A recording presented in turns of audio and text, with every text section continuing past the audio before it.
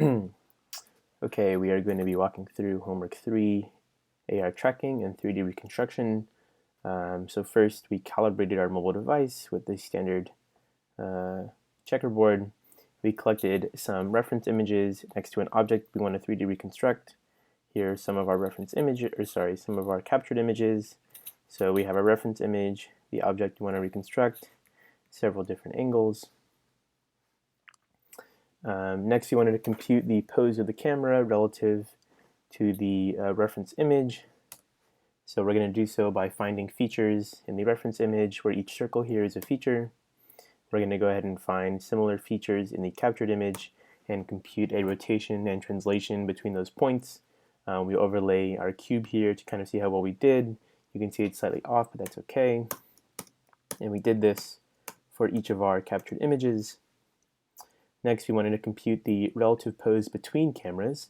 So we have the rotation and translation from the reference image to each captured image, and we can determine the rotation and translation between each camera by just applying the known R and T matrices. Next, we wanted to find features in each image. So at first, we're going to see a lot of these where the features aren't always matched.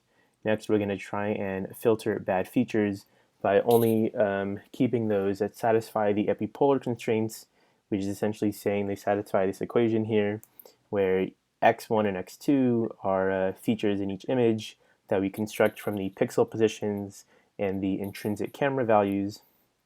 And E is a cross product between T and R, where T and R are the rotation and translation we calculated above between camera poses. So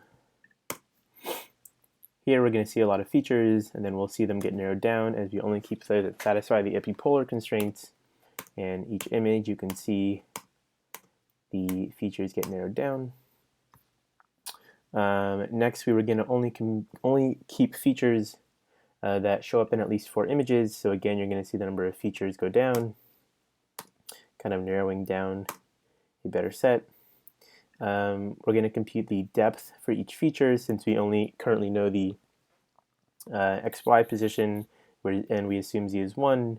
So this comes down to constructing this M matrix, which we can do since we know the rotation and translation between each camera pose. We know these X vectors that we constructed up here. Where do we construct the X vectors? The X vectors we constructed up here. We can solve this using SVD to get the depths. We can compute the 3D position by multiplying each X by the depth, since the Z coordinate is equal to 1, and you can visualize these in a point cloud. So here's our point cloud. You can see this resembles our captured images pretty well. Cool, thanks for listening.